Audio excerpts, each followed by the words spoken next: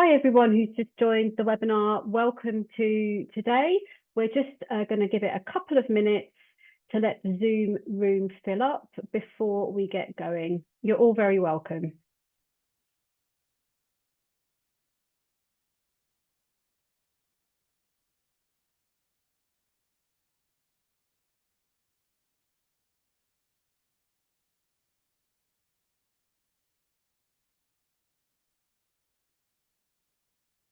Welcome everyone who just joined us. We'll be getting going in a couple of minutes.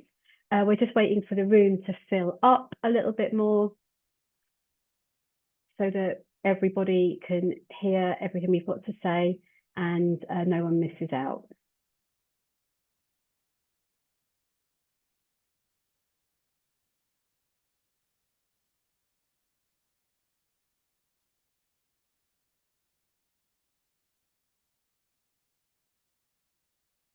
Okay, hi everyone. I think the numbers are starting to slow down a bit, but while people are still joining, I think I'll get going with some of the housekeeping, because those of you who've been to a webinar before would have heard me say this many times, but for newbies, welcome.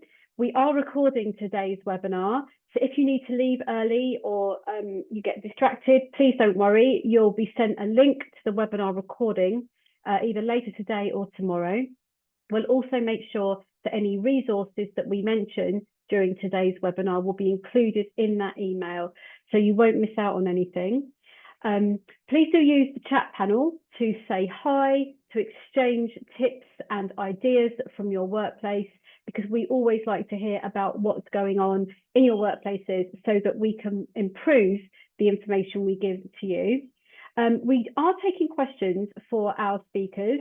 Underneath the video, there is a Q&A button. You can add your questions there. I'll put these questions to the speakers after I've put some questions to them from me. And we do, of course, have live captions on today's webinar. You can click the live captions button at the bottom of the screen, and then you'll be able to follow along with those if you would prefer to do that. Okay, that's the housekeeping done. Now about today's subject. So we're going to be talking today about the environment, how we can make green issues and environmental issues more important in the workplace, and how you as union reps can bring this into the workplace and get your members on board on such an important issue for all of us, but also an issue for the workplace. And you may be thinking, not sure how I'm going to do that, but that's what we're here to answer today. We are also going to tell you about a great new resource we've got, a toolkit that will help you in your workplace to do this. And our speakers, Sam and Graham, will be referring to it as we go through the broadcast. So as I said, I've got some questions for them, but before we do that, I'm going to ask Sam and Graham just to very quickly introduce themselves to us all so that we know who they are and why they're here. So Sam, do you want to go first? Sure. Hi everyone, I'm Sam Perry. I'm Green Bargaining Officer for North East Yorkshire and Humber Trade Union Congress. Thanks, Sam. And what about you, Graham? Yeah, I'm Graham Petersen from UCU and Greener Jobs Alliance, and I was involved in the production of some of the toolkit. Thanks, Graham. Right. My first question is taking this right back to the beginning. We want to know the basics. What do we mean by a green rep? Sam, how about you? Thanks. I mean, it's quite a good question, because actually as a movement, we don't agree on the name for this type of rep. In the TEC, we tend to call them green reps, but they're also known as sustainability reps or environment reps or environmental reps or health and safety and environment reps or lots of different things. And there's also people who kind of do this role without a particular title. They're just shop stewards or health and safety reps or whatever. But the essence of the role is its kind of core function is about winning worker-friendly sustainability strategies in workplaces. So, firstly, that means ensuring that there are plans in place in your workplace to do with sustainability. So it's things like reducing carbon emissions and reducing pollution and resource usage and minimizing waste and reducing negative impacts on the environment in other ways. And obviously lots of businesses are kind of doing that in dribs and drabs, or some better than others. But very few of them are going the whole hog, and very few of them are taking it that seriously. So kind of maybe it's useful to think about what that would look like if they were doing that seriously. It would mean, looking at things like procurement and travel policies, who travels and how, investments, where you invest, where you spend your money, pension investments, funders, think about which products are actually viable over the long term, which are genuinely sustainable. Do they break too often? Can they be repaired? That kind of thing. So it might be about, if they're taking this seriously, it might be about looking at the carbon emissions associated with home working and then helping workers mitigate those, to reduce their energy costs, that kind of thing. Might be about changing production models, replacing fossil fuel furnaces with electric furnaces, or generating electricity on site, in your workplace. Might look at shipping in a kind of critical way. Is it the best thing to do to ship things around the world, our products, or is it better to make, put the factory next to where people are buying the product? This kind of stuff. It might be about rewilding. This is a term that gets used a lot, essentially planting trees and grasses and things. There's lots of different elements of this that if we were taking sustainability seriously, businesses would be doing. And we don't see a lot of that, do we? We don't see a lot of that ethical consideration in businesses. So in a way, we kind of know they're not taking it all that seriously. So being a green rep, or whatever we call them, is about ensuring those kinds of measures are being aimed at. But as trade unionists, not bosses or those with the not idealists, right? We're practical people. It's about the sustainability goals, yeah, where we want to be, but also about the process. Crucially, it's about the process. It's about ensuring that we achieve sustainable organizations, but in a socially responsible way, that this is a process that makes workers' working lives better along the way. So I said at the top that it's about worker-friendly sustainability strategies. So the green rep is the person who makes sure that sustainability planning includes workers in that process, includes workers' interest, takes account of what is important to you and your members at every stage, and ideally helps workers drive that change, shape exactly what that change will mean for workers. So, it's the green rep's responsibility or role to ask things like how existing workers will be upskilled as part of that change, and make provision that they are upskilled. How workers will be helped to retrain if roles during that kind of sustainability journey, during the net zero thing, if roles have to change or potentially go, then the green rep is the person thinking or insisting that employers think about how you retrain and move people into different jobs rather than just make them unemployed. It's also about efficiency savings. If we are saving because we're doing things in a greener way, well then why is that not going on pay rises or tangible benefits for staff? Does it need to line the pockets of investors and bosses instead of going, it's those kind of questions. It's about great, Sam. That, yeah. I think really helpful there to set the scene. And before we come back to some more info from you, I've got a question for the audience. We've got a little poll for you. Bearing in mind everything Sam has just said about what a green rep is, the kind of issues they might cover, you're going to see a poll on your screens in a second. And can you vote on that first question, please? Is there a rep in your workplace that covers green issues? Just look at question 1 for now. Is there a rep in your workplace that covers green issues, or do you cover that? So we can see the votes coming in thick and fast, which is great. Try not to do question 2 just yet. We'll be coming back to that. Question 1. At the moment, it's 60-40, 65-35. I'll let that settle for a minute. So while these votes are coming in, as you can see, well, it's actually now much more on the no. Sam, are you surprised by that? No, not necessarily. We've had green reps for a long time. The TC first called for them in '89, which feels like a million years ago now. Yeah, they've never become mainstream, and partly because we don't have statutory rights for them. You know, we have to negotiate facility time and what this looks like each time. So we don't have that solid foundation. So unfortunately, yeah, they're not in every workplace, but it's gratifying to see they're in at least some. Yeah, it's interesting to see that, isn't it? And we'll refer back to this, I think, throughout the webinar, but we'll close that poll, that first poll for now, about, you know, if there's a rep in your workplace that covers green issues. 43-57 with the 43 on the yeses.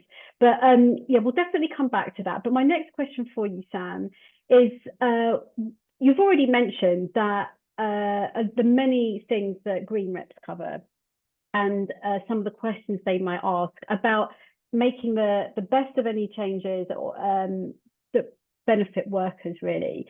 So it's not just about lining the pockets maybe of you know, more profits, but it benefits the employees as well. But other than that, why is this, in your opinion, a trade union issue? Why should trade unions be concerned about the environment and climate? Well, it's a good question, and it's a question that comes up time and time again, to be honest. It fundamentally, it's a trade union issue because climate change and net zero, this kind of changing economy, means that it means change. It means things will change in your workplace. You know, what you'll be doing, what you're expected to do will change. And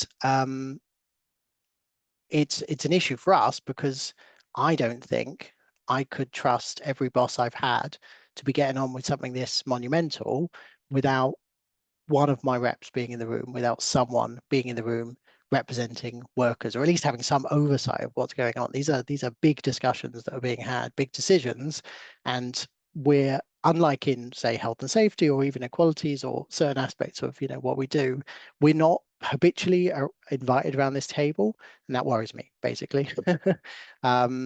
And it is going to be big changes. You know, when we talk about climate change, we split this into mitigation, you know, how we avoid climate change, how we cut carbon emissions, and then adaptation, how we adapt to a changing world.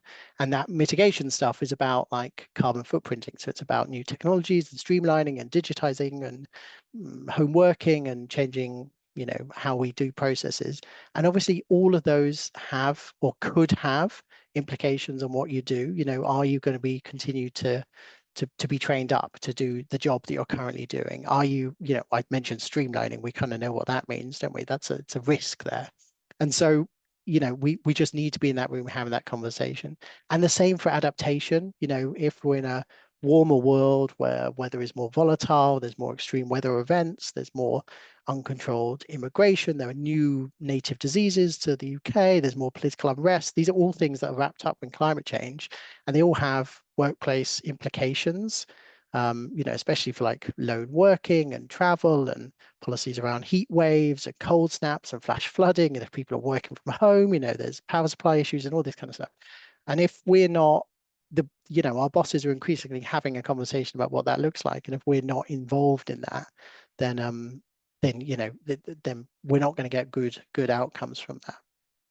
I thought on this, like, it might be helpful to think about what specific green reps have done. So I sort of had to think about specific case studies, and there are some that just jump out. So for instance, at Greg's, you know, the pastry shop, BFAWU reps, green reps there have managed to kind of get that management buy-in on climate change, and so they're now management are paying for staff to be trained on carbon literacy, which is this kind of climate change awareness, bringing them into the fold, having them, you know, be part of that conversation, which is fantastic. We've got new waste management processes as a result, better energy efficiency and things. Elsewhere in like the University of Liverpool, they've made a really interesting claim there that brought together staff and students and community people as well, to focus on like short-term employment as a sustainability issue.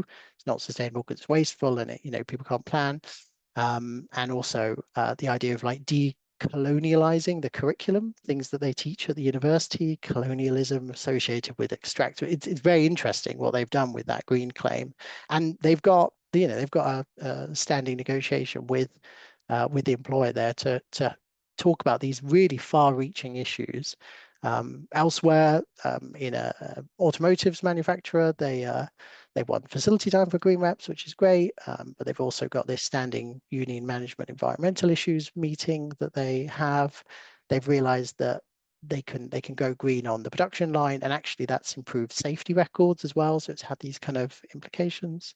There are lots of these examples here, but it kind of shows the kind of possibilities of, this is important because we can win from it. We can get really good outcomes from this. We can take the leadership role and make our workplaces better if we're just thinking about this in a positive way.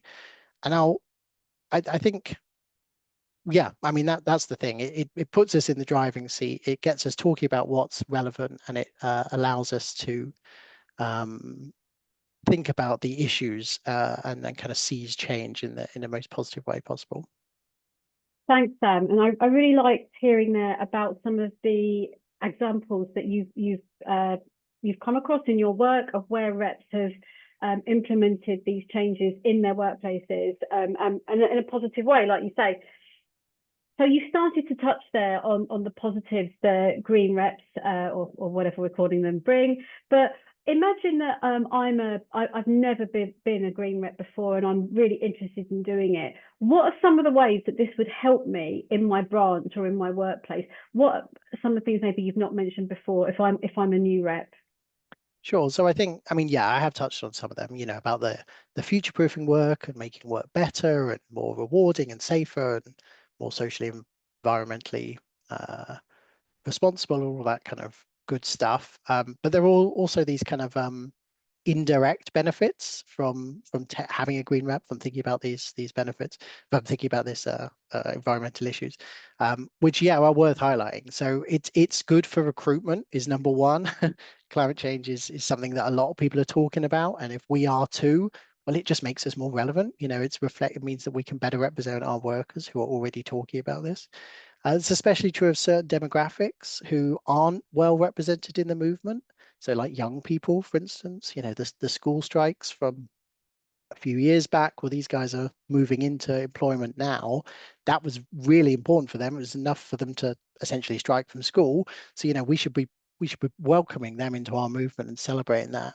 Also, those kind of who are politically aligned to us, lefties, but for some reason they don't see a home in the movement at the moment. A lot of them find this climate conversation a lot more attractive. So if we're kind of, having that conversation, we could bring that in. All this just bolsters our ranks, and that makes us more impactful, right? It's also a useful tool for kind of exercising the proactive agenda setting muscle, which I think in the trade union we love to use, but we don't get to use so often. We end up being quite reactive for all obvious reasons that we all know, but we end up being quite reactive in workplaces, and having a space to think about these longer term issues and think about where we would like our company to go. It just allows us to practice being a bit more proactive and setting the agenda rather than just reacting to bad decisions our bosses make. Love that one, actually, Sam. In all aspects of being a rep, it's often fighting fires, isn't it? And like you say, reacting to bad decisions. But this is something where reps can be on the front foot. It can be positive and, really kind of set the scene almost. And it benefits everyone. I just want to bring you back to something you said a minute ago. A couple of people in the chat have said how good the examples were that you raised about changes that reps have made in the workplace.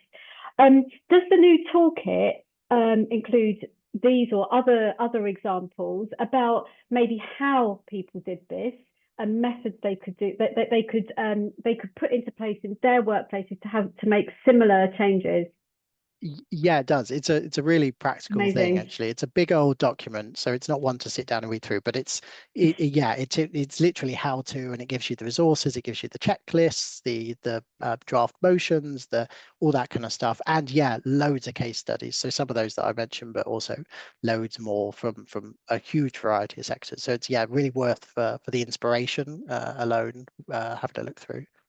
Amazing. We've just posted the link to that toolkit in the chat panel. We'll be sending it all to you as well, either later today or tomorrow. So do take a look at that for the practicalities of how you make this change. But thanks, Sam. We'll be coming back to you in a bit for some other questions from the audience. But Graham, I've got a question for you first. What are some of the main barriers that green reps might face? And before, I might have to stop you when you first get going, because when you introduced yourself, some people said they couldn't quite hear you. So if that's the case, I'll get you maybe to sit close to the mic. But let's see how we go first. Okay, can you hear me now? All right. I think that's better. Yeah. Okay.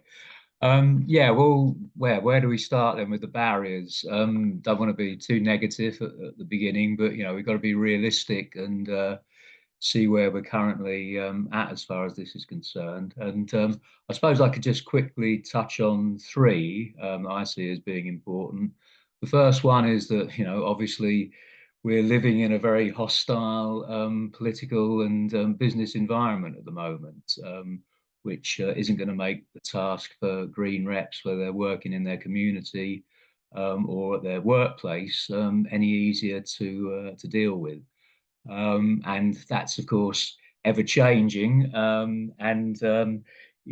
We obviously, I don't know if anyone saw today's Guardian, for example. There was an article in there from the head of the Alliance Insurance Company, or one of their main spokespersons, who said that this could actually lead to the death of capitalism, i.e., climate change. And of course, that's not really brought out in any of the discussions that are taking place in the papers very often. We have a very short-term approach both to our politics and to the climate. And I think there is a view both within workplace, within companies and with governments and political parties that, 2050, when we're supposed to hit net zero, is a long way off. And, the costs are going to be too high. And we can always adapt if we do find that things are actually getting worse than we thought they would do. But, that isn't a sustainable argument. We've got even the Office for Budget Responsibility, which isn't the most progressive organisation, saying that there would be huge costs involved in not doing this, and that there are likely to be more and greater shocks as the planet heats up. We know from the emissions that are currently experiencing, we could be talking about 3, even 4 degrees change in the climate, which is going to be catastrophic. So these predictions from the scientists and even from the OBR and from the insurance companies aren't an exaggeration. I mean, if you just take Australia, for example, they've had to increase their disaster spending 7 times in the last 6 years. So just the costs of dealing with things like, extreme weather events is going through the roof. And quite honestly, these things aren't going to be insurable very soon. So that's the first one. Just very quickly, the second one, which we've touched on, is the fact there are no legal rights. And, the chances perhaps of getting legal rights aren't looking too good at the moment, even though this has been a demand in the trade union movement for some time. So without legal rights, it means, of course, compared to union learning reps and safety reps, there's no rights to facility time. So this is something that unions are going to need to negotiate. And this is covered in the toolkit. There's a section on what unions can do, as well as model references, clauses in agreements that they can try and put in place to ensure that there is actually some support for this. Because, as mentioned in the chat, people are interested in doing the job, but without any proper facility time, it's just very difficult to take all this stuff on. The other problem here is, of course, lack of employer engagement. Not necessarily because they don't want to talk to unions. It's just that unions haven't necessarily prioritised it, and you know, because we're not banging on their door, they think that they can produce climate emergency plans and other policies which are going to have a big impact on workers without any consultation with the union. And that brings me on to my third point, barrier, and that is I think that you know, there isn't enough recognition within the trade union movement of how core this issue should become, and is. And, you know, just to take as an example, if you look at the average trade union website, and I'd even, Anna, include the TUC in this, you'd be hard pushed to actually find resources on climate change. You know, for me, this should be on the home page of every trade union website, a clear link as to where you can go to actually get resources to help you if you are an ordinary member looking for support on what you want to do in your workplace. So this toolkit is a great start towards that, but we've got to make sure that it's actually clearly signposted as to how people can get hold of it, either when they visit the TUC website or if they're visiting their own union website, because we know a lot of unions haven't got the resources to bring out their own toolkits, but let's hope they can use this toolkit and actually make it clearly available to their reps. Thanks, Graham. Yeah, and point taken about websites. Sam, I assume you've got big plans about where the toolkit's going to go on our website. We can maybe discuss that off air. Before we move on to my next question for Graham, we've got another question for you all. Bearing in mind we've just been talking about barriers and perhaps the lack of statutory rights that the Green Rep role currently has, we wanted to ask you about, for those of you that have managed to bring these issues to the table when negotiating with your employer, we wanted to know if you'd managed to get facility time for this. So I hope there should be another poll popping up in a second. There we go. So this time you can ignore question 1 because we've already answered that. So please just look at question 2. If you are a Green Rep, have you successfully taken facility time for that role? And the results are coming in. I think we're probably not surprised by this, are we, Sam and Graham? Is it what you were expecting, that it would be many more in the no camp? I can't see the results at the moment, but I would expect it is mostly in the no camp. People are very creative with this, and so I speak to ULRs and health and safety reps and others who creatively extend those facility time hours to cover green issues. So it's maybe it doesn't count as Green Rep time, but yeah, without that statutory recognition, it's a case-by-case negotiation, and we wouldn't necessarily expect the numbers to be super high. I think the results of that poll and your comments on it there, Sam, lead us into the next question. You've been creative about the use of facility time. That's a very interesting way to put it, because Graham, you started to talk about this as well, about combining the role of Green Rep with the role of health and safety reps, and why that might be a good idea or might not be a good idea. Can you talk a bit about that, please? Yeah, so let's start then with reasons why it could be a good idea. And for me, it would be things like the fact that there's many health and safety issues that overlap very closely with climate risks and vice versa. So, you know, you've only got to be thinking about air pollution, extreme heat, flooding, you know, all of these things, increased risks of fire. These are all areas which safety reps might traditionally take up as part of their job, but they have, you know, massive implications for what the employer should be doing in terms of their environmental strategy. So that would be the first thing, you know, that it's often difficult to separate the two. And sometimes if you're not actually thinking about the environmental implications of a health and safety problem and vice versa, you know, that can often lead to an inadequate response from the trade union side. Second point, I suppose, for why you should do it is what we've already touched on, you know, the fact that safety reps have got legal rights, and therefore by combining the role and being imaginative, it should be possible to look at ways in which you can allocate some of that time to environmental climate issues, particularly given what I said previously about the overlap that exists between the two. And the other thing related to that is often safety reps will have experience of dealing with management. They'll often use the same procedures, so environmental climate issues might actually be discussed on the same committee as health and safety. So those are all reasons, I think, that could make the case for why there are a lot of benefits from combining the two. But then secondly, reasons not to. I think, you know, it is an opportunity to bring in new activists into the movement and into your branch. And, you know, that's, you know, not always easy, as we've said. But, you know, the safety rep may already be overburdened with the normal health and safety work. And therefore, having an additional rep who perhaps isn't so interested in health and safety, but wants to focus on green and climate issues, would be a way of actually assisting with that.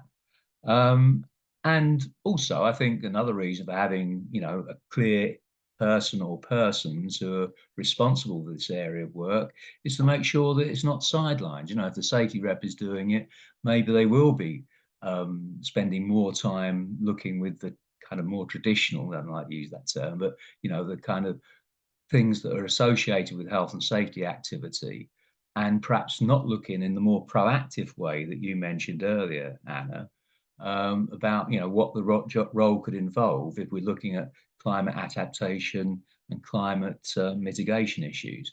Anyway, these things, some of these things are taken up, you know, in section 2 of the toolkit. So therefore there are resources that people can have a look at if they want to explore this in more detail. I think just to finish on that, I mean, the main point is, you know, just get someone to do it. I mean, my union, the UCU, we've been passing motions on climate-related stuff for 20 years now, and we're still producing them because I think we've got it right. So we're actually looking at perhaps making a change in the rule book so that, you know, every branch at their AGM should be looking to have a branch environmental officer. And then, you know, within that, you might have reps as well. But to actually make sure that it's clearly identified in the union structures as a key post, which unions have got to try to recruit to, notwithstanding all the problems that we referred to earlier. Thanks, Graham. I think that's really helpful and some really good tips for people who want to maybe make use of the statutory rights that other reps have. Like you said, just get someone doing it. I think if we need to be practical about these things, don't we? And sometimes it needs must, isn't it? Okay, what my final question to you, Graham, before we look at questions that have come in from the audience.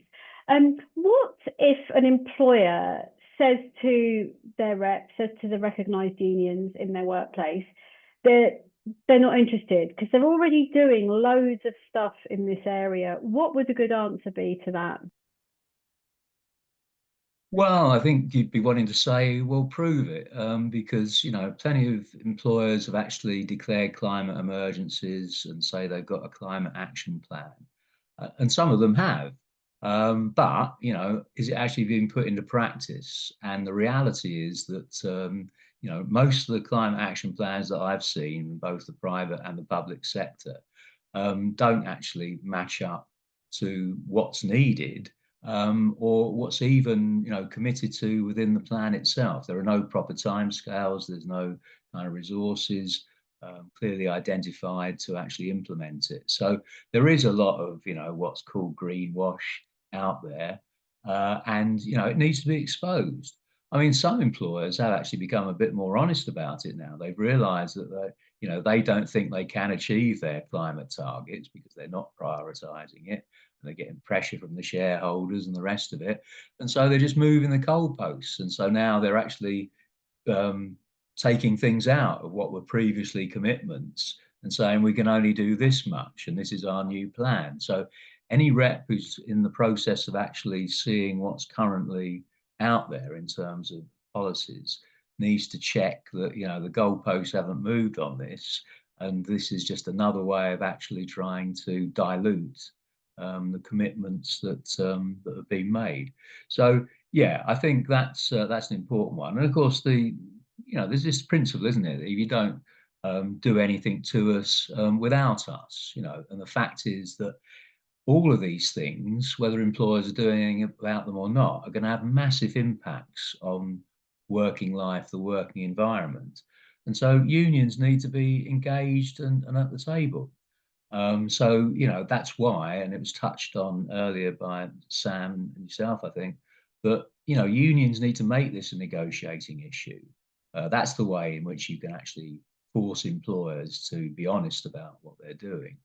And, we had the example of what, UCU are doing around their Green New Deal bargaining.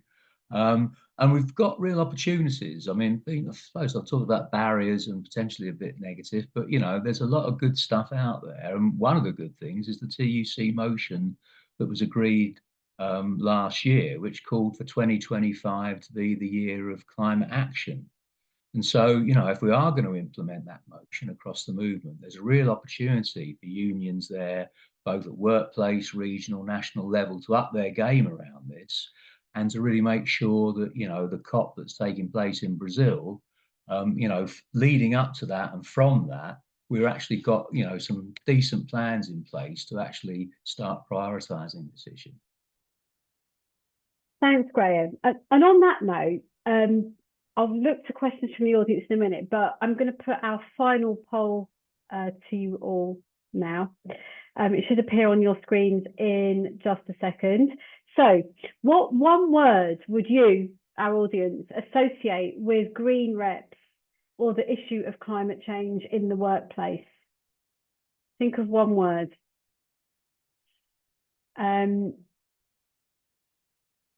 Right, I'm just trying to see how I can see what these are that are coming in. Anna, you won't be able to see them until I've ended the poll and you can share the results. Right, thank you for that reminder, Yusuf, our brilliant producer in the background. I'd forgotten that. So when quite a few of you have voted, we will be able to see what you're all saying. I should have remembered that.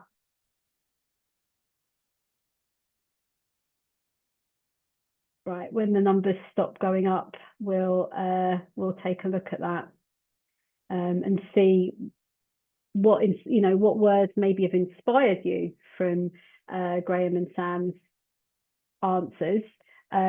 Maybe you've been inspired to take something on in your workplace that you didn't previously.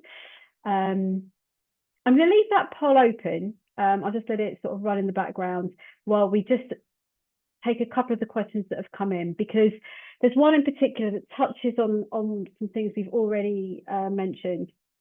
So we talked quite a bit about the role of health and safety rep and how this might tie up with green rep. But is there, do we need to sometimes be careful not to introduce unnecessary division amongst our representatives? Is this something we should be aware of? Sam, did you want to have a go at that one first before I come back to Graham, because he needs to maybe rest his voice a bit? I mean, I think it's we have these specific roles in place so that it focuses our minds, right? The equalities rep has a particular focus, but we're all on the same team. We all want the same thing. It's just it allows us space to think about this. So the good thing about having a green rep role specifically, or someone nominated as environmental officer or whatever, is that it brings it to the table each time. We have that person at least who's supposed to be the kind of person everyone looks to when climate change comes up. So there's a real benefit of that. There is, I mean, just to kind of come on that, I mean, I noticed in the questions there was a question about the automotive example I gave.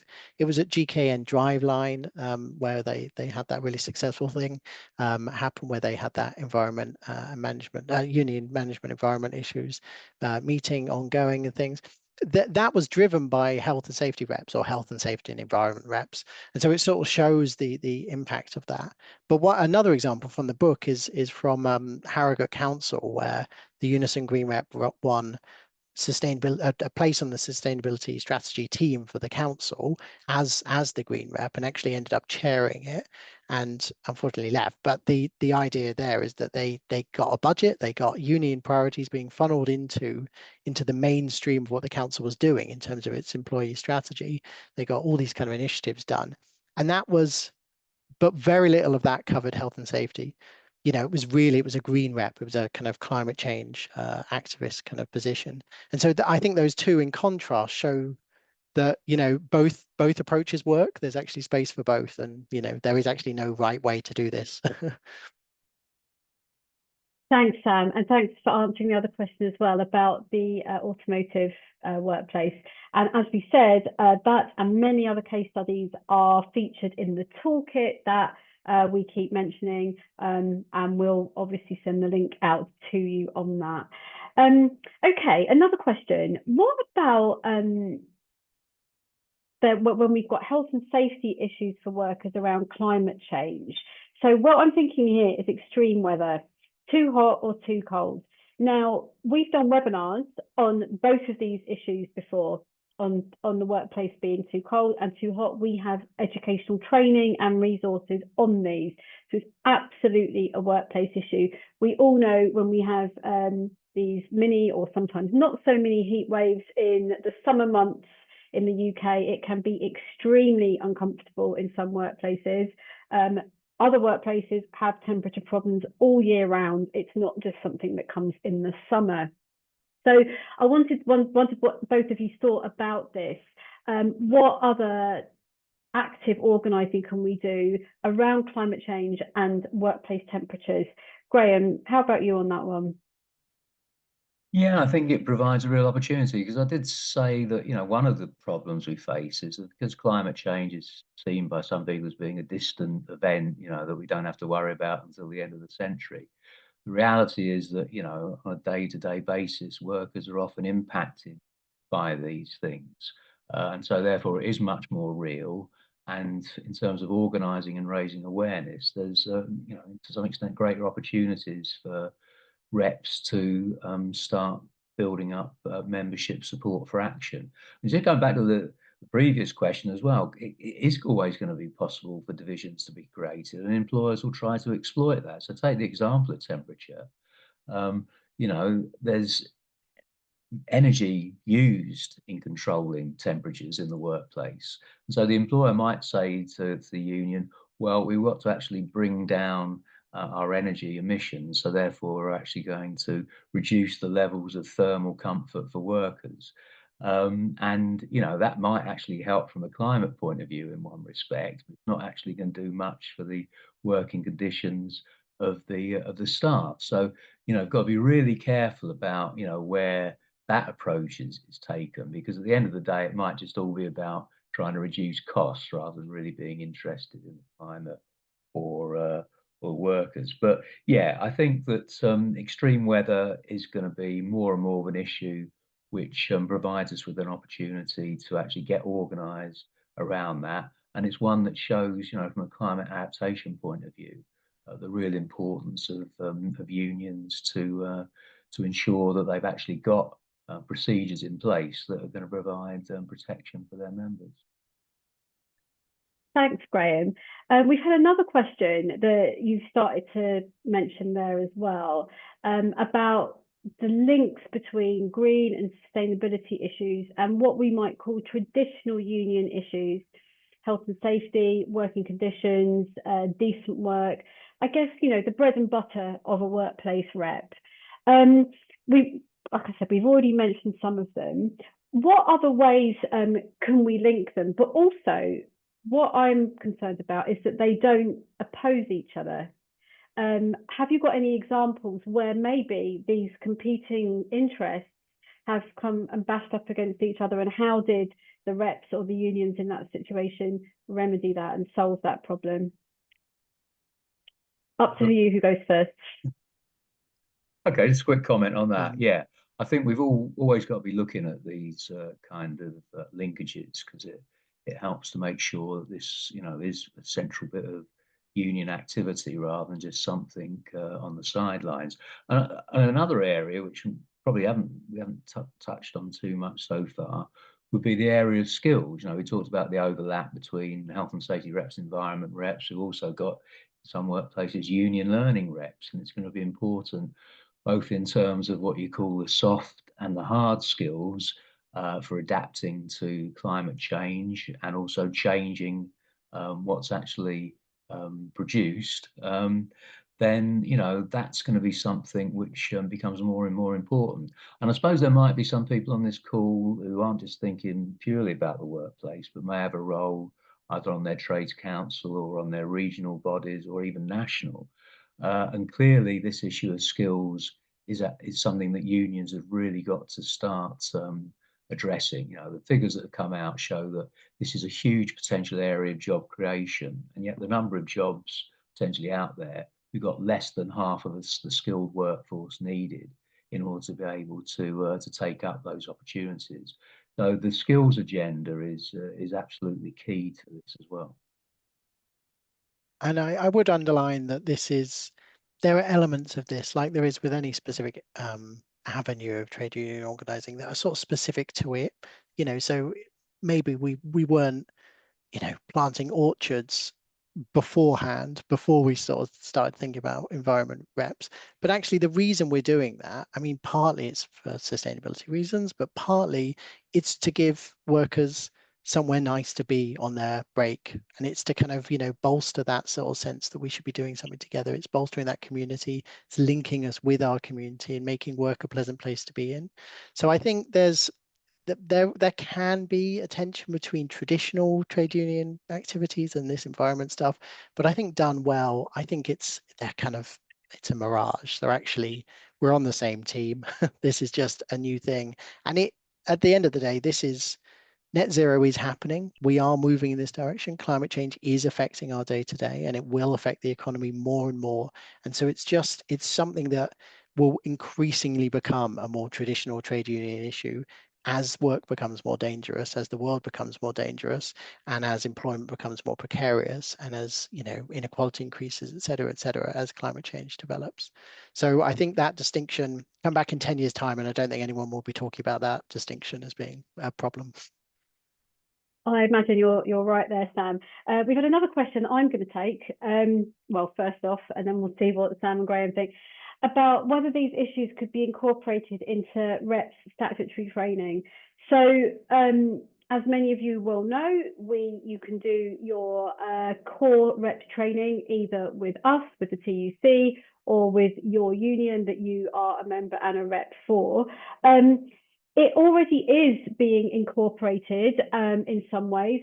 For example, in health and safety courses, sometimes some of the issues, some of the case studies we look at are directly linked to some of the issues that Sam and Graham have mentioned today. So things like workplace temperatures, things like, especially if it involves skills, especially new skills that maybe people need to learn.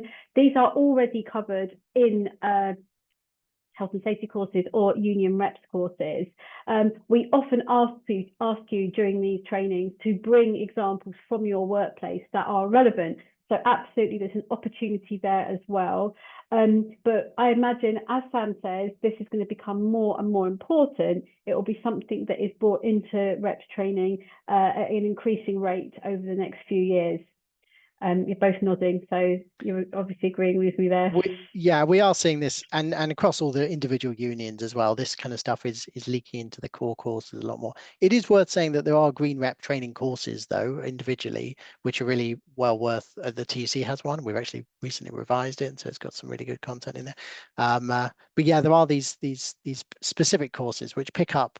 It's kind of, they're a bit more advanced because they're not for, once you've done your shop steward training, this is like a specialism. But those courses are out there, and they're worth looking up if you want to take this seriously and progress it. Just to quickly add, yeah, I think that's right. And there's also perhaps more informal training and raising awareness where the toolkit could be useful. So section 3 of the toolkit has got all the different issues, not perhaps all, but the vast majority of issues that reps may be having to deal with their employer, whether it's things like procurement or climate adaptation or biodiversity, the whole range of things there. You could take, one of those sections and have a discussion with other reps or other members in the branch to be thinking about, well, what are the implications for, this, and how can we use this as the basis for putting together some kind of approach to the employer, or just simply running a more general training session with members around that? I think there's some great ideas there, Graham. Yeah, get the conversation started in your branch using either the toolkit or some of the other resources that we've mentioned throughout this session.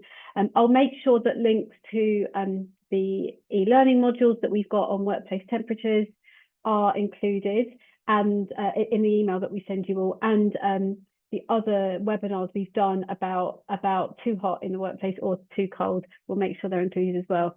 Right, I wanted to save a bit of time at the end to look at what you've all been adding to the poll, because it's been open for about the past 15 minutes, and none of us can see the results yet. So hopefully, is that showing up on screen? Can anyone see it? I can't yet. I've shared it, Anna, but for some reason it's not showing up. Right, people can say they can see what they have entered. Right.